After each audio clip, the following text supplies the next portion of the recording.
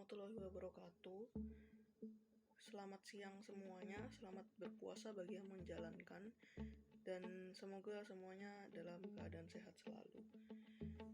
Perkenalkan, kami dari kelompok 8 akan mempresentasikan tentang teori belajar. Sebelumnya, kelompok kami terdiri antara saya sendiri, Hauna Alivia Putri, dan teman saya, Silsi Lianur Istiavanini. Dan sebelumnya kami berterima kasih kepada dosen pengampu mata kuliah Psikologi Pendidikan, yaitu Bu Eti dan Bu Faizah yang telah memberikan kami kesempatan untuk presentasi di hari ini. Nah, untuk pertama-tama kita akan membahas apa itu teori belajar. Seperti yang dilihat dalam PowerPoint, teori belajar menurut Cronbach berpendapat bahwa learning is shown by change in behavior as a result of experience. Menurut Dr. Andes Slameto, belajar adalah suatu proses usaha yang dilakukan secara individu untuk memperoleh suatu perubahan tingkah laku yang baru secara keseluruhan. Nah, sebagai hasil pengalaman individu itu sendiri, nanti hasilnya itu sesuai dengan interaksi dan lingkungannya.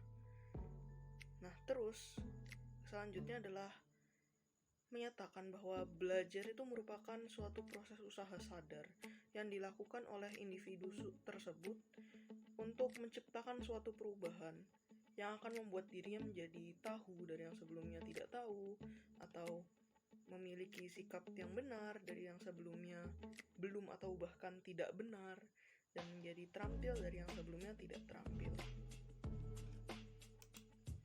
Lalu selanjutnya ada teori. Teori adalah seperangkat azas yang tersusun tentang kejadian-kejadian tertentu dalam dunia nyata. Hal ini dinyatakan oleh Michiaci dalam Grendel tahun 1991. Sedangkan Hamzah menyatakan bahwa teori merupakan seperangkat preposisi yang di dalamnya memuat tentang ide, konsep, prosedur, dan prinsip yang terdiri dari satu atau lebih variabel yang saling berhubungan satu sama lainnya dan dapat dipelajari, dianalisis, dan diuji, serta dibuktikan kebenarannya.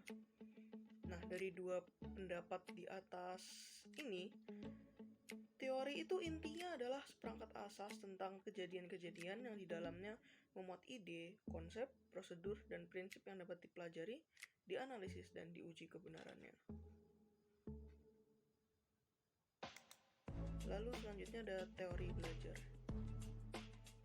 Teori belajar adalah suatu teori yang di dalamnya terdapat tata cara pengaplikasian kegiatan belajar mengajar antara guru dan siswa, juga perancangan metode pembelajaran yang akan dilaksanakan di kelas maupun di luar kelas.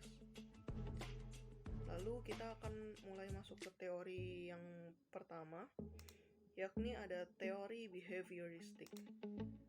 Sesuai yang ada di PowerPoint, teori behavioristik adalah perubahan yang dialami siswa dalam hal kemampuannya untuk bertingkah laku dengan cara yang baru sebagai hasil interaksi antara stimulus dan respon. Kemudian teori ini masih memiliki pangkat yang paling tinggi dalam praktek pembelajaran Indonesia. Seperti contohnya pembentukan perilaku dengan cara pembiasaan, atau mungkin kayak ada timbal balik gitu. Dan terkadang dari pembiasaan tersebut ada misalnya belum bisa dan belum biasa, maka diberikan punishment atau mungkin diberikan tugas tambahan atau latihan tambahan begitu. Kemudian selanjutnya ada teori kognitif. Nah, teori kognitif ini berbeda dengan teori yang sebelumnya, yakni teori behavioristik. Teori kognitif lebih mementingkan proses belajar daripada hasil belajarnya.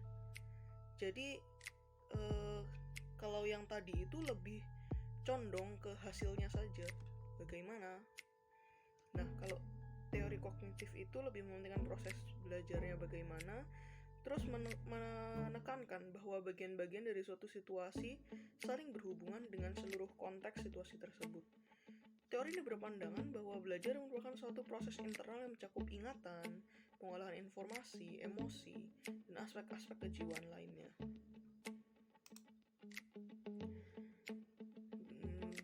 Berikut selanjutnya bisa dilihat implikasi teori perkembangan kognitif dalam pembelajaran bagaimana di PowerPoint. Baik, lalu selanjutnya ada teori konstruktivistik. Konstruktivistik merupakan metode pembelajaran yang lebih menekankan pada proses dan kebebasan dalam menggali pengetahuan serta upaya dalam mengkonstruksi pengalaman dan memberikan keaktifan terhadap siswa untuk belajar menemukan sendiri kompetensi, pengetahuan, teknologi, dan hal lain yang diperlukan guna mengembangkan dirinya sendiri.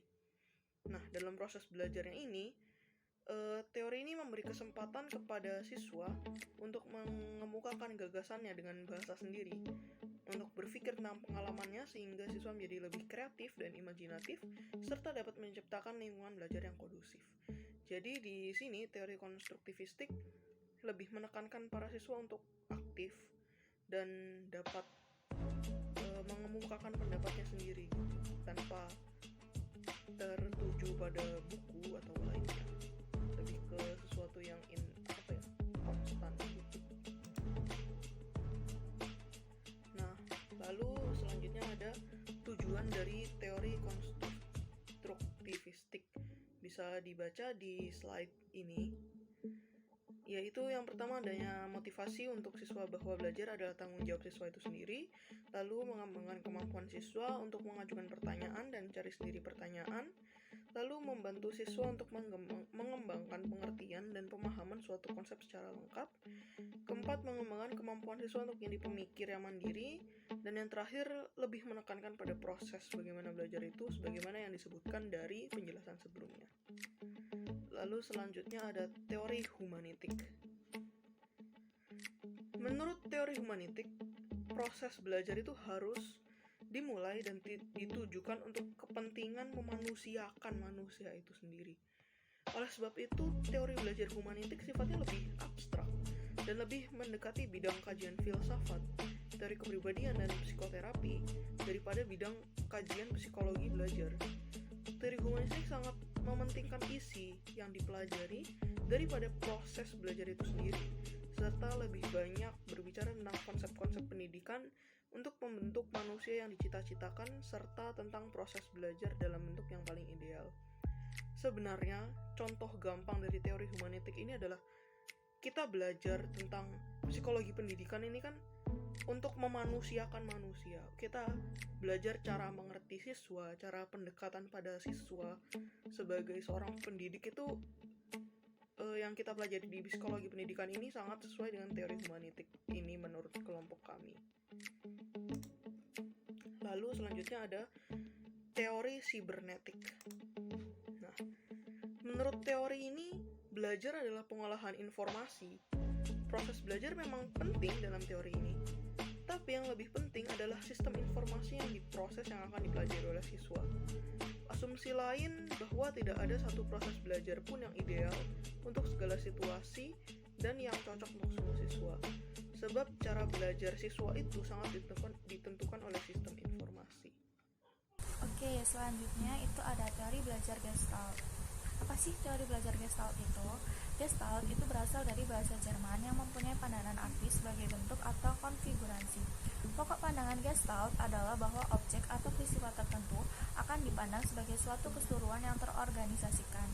Teori Gestalt itu merupakan teori yang membantu peserta didik untuk menemukan pandangan baru dari sebuah masalah, di mana pandangan yang awal yang telah mereka pikirkan sebelumnya akan menjadi a whole different insight. Hal ini dapat diraih dengan bertukar pendapat atau bahasa kerennya brainstorming, yang membuat peserta didik dapat mengetahui bahwa ternyata ada sisi yang berbeda dan itu melengkapi pemahaman dan juga pandangan mereka sebelumnya. Teori ini biasanya digunakan oleh guru BK dikarenakan penerapannya itu menggunakan contoh permasalahan ditambah dengan pengalaman yang ada. Dan teori ini susah dipahami apabila hanya dengan membaca literatur atau buku yang ada. Oke, selanjutnya itu ada teori belajar kecerdasan ganda. Kecerdasan adalah suatu kemampuan untuk memecahkan masalah atau menghasilkan sesuatu yang dibutuhkan di dalam latar budaya tertentu. Howard Gardner memperkenalkan hasil penelitiannya yang berkaitan dengan teori kecerdasan ganda. Hasil penelitiannya menunjukkan bahwa tidak ada satupun kegiatan manusia yang hanya menggunakan satu macam kecerdasan, melainkan seluruh kecerdasan yang ada. Nah, semua kecerdasan tersebut bekerja sama sebagai suatu kesatuan yang utuh dan terpadu.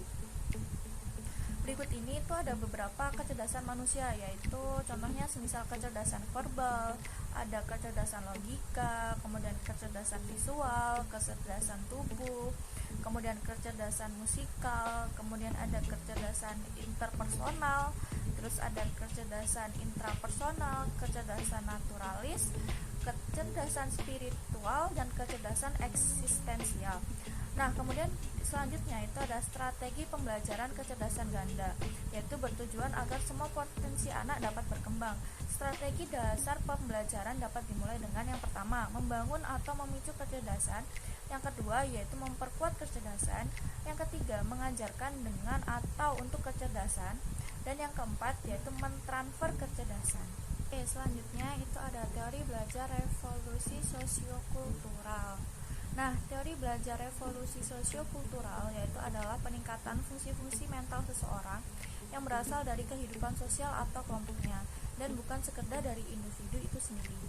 Nah, teori belajar sosiokultural ini berangkat dari penyadaran tentang betapa pentingnya sebuah pendidikan yang melihat proses kebudayaan dan pendidikan yang tidak dapat dipisahkan. Nah, pendidikan dan kebudayaan ini memiliki keterkaitan yang sangat erat, di mana pendidikan dan kebudayaan berbicara pada tataran yang sama, yaitu nilai-nilai. Teori ini dikemukakan oleh Piaget dan Vygotsky. Nah, kemudian yang pertama itu ada pengaruh sosial pada perkembangan kognitif, yaitu perkembangan pada anak yang terjadi itu melalui interaksi sosial dengan tutor yang lebih berpengalaman. Tutor ini menjadi model dalam berperilaku atau menyediakan instruksi verbal untuk anak. Model ini yang disebut dengan dialog kooperatif atau kolaboratif. Anak mencari pemahaman perilaku atau instruksi dari tutor, menginstalasi informasi dan menggunakannya untuk memformulasikan perilaku mereka. Selanjutnya itu ada pengaruh budaya pada perkembangan kognitif. Vygotsky menekankan bagaimana seseorang berkembang dalam lingkungan yang berubah. Dengan berfokus pada individu atau pada lingkungan yang tidak cukup untuk menjelaskan bagaimana perkembangan seseorang. Oke, selanjutnya itu kita masuk ke teori belajar sosial. Nah, teori belajar sosial itu hampir mirip dengan teori pembelajaran sosial. Teori belajar yaitu adalah deskriptif karena tujuan utamanya itu memeriksa proses belajar. Sedangkan teori pembelajaran yaitu adalah preskriptif, yaitu karena tujuan utamanya itu menetapkan metode pembelajaran yang optimal sehingga berhubungan dengan variabel-variabel yang menentukan hasil belajar. Nah, teori belajar sosial ini dikenalkan oleh Albert Bandura yang menekankan pada komponen kognitif dari pikiran, pemahaman, dan evaluasi. Oke, sekarang kita masuk ke teori belajar sosial. Teori belajar sosial itu sering disebut sebagai jembatan antara teori behavioristik dan kognitivistik karena meliputi perhatian, memori, dan juga motivasi. Teori belajar sosial itu menjelaskan bahwa perilaku manusia itu mempunyai interaksi timbal balik yang berkesinambungan antara kognitif, perilaku, dan pengaruh lingkungan. Kebanyakan perilaku manusia yang dipelajari observasional yaitu melalui permodelan, yaitu dari mengamati orang lain. Kemudian hasilnya itu berfungsi sebagai panduan untuk bertindak. Berbeda dengan teori perkembangan anak lainnya. Albert Bandura menganggap setiap anak tetap bisa belajar hal baru meski tidak melakukannya secara langsung. Syaratnya, anak harus sudah pernah melihat orang lain melakukannya, terlepas apapun medianya. Disinilah peran elemen sosial, yaitu bahwa seseorang bisa belajar informasi dan perilaku baru dengan melihat orang lain melakukannya. Oke, selanjutnya yaitu adalah teori belajar Van Hille. Nah, teori belajar Van Hille itu dikembangkan dalam geometri. Van Hille adalah seorang pengajar matematika Belanda yang telah mengadakan penelitian di lapangan melalui observasi, tanya jawab, dan kemudian hasil penelitiannya ditulis dalam disertasinya pada tahun 1954. Nah, Van Hille itu melahirkan beberapa kesimpulan mengenai tahap-tahap perkembangan kognitif anak dalam memahami geometri. Menurut Van Hille, terdapat 5 pemahaman geometri, yaitu pengenalan, analisis, pengurutan, deduksi, dan akurasi. Selain mengemukakan mengenai tahap-tahap perkembangan kognitif dalam memahami geometri, Van Hille juga mengemukakan bahwa terdapat 3 unsur yang utama pembelajaran geometri, yaitu waktu, metode pembelajaran, dan metode penyusunan yang apabila dikelola secara terpadu dapat mengakibatkan meningkatnya kemampuan berpikir anak kepada tahap yang lebih tinggi dari tahap yang sebelumnya. Oke, selanjutnya yaitu ada teori belajar bermakna. Nah, teori belajar yaitu adalah suatu teori yang di dalamnya terdapat tata cara pengaplikasian kegiatan belajar mengajar antara guru dan juga siswa. Nah, perancangan metode pembelajaran yang akan dilakukan di kelas maupun di luar kelas. Nah, teori belajar ini membutuhkan berbagai sumber sarana yang dapat menunjang seperti lingkungan siswa, kondisi psikologi siswa, perbedaan tingkat kecerdasan siswa.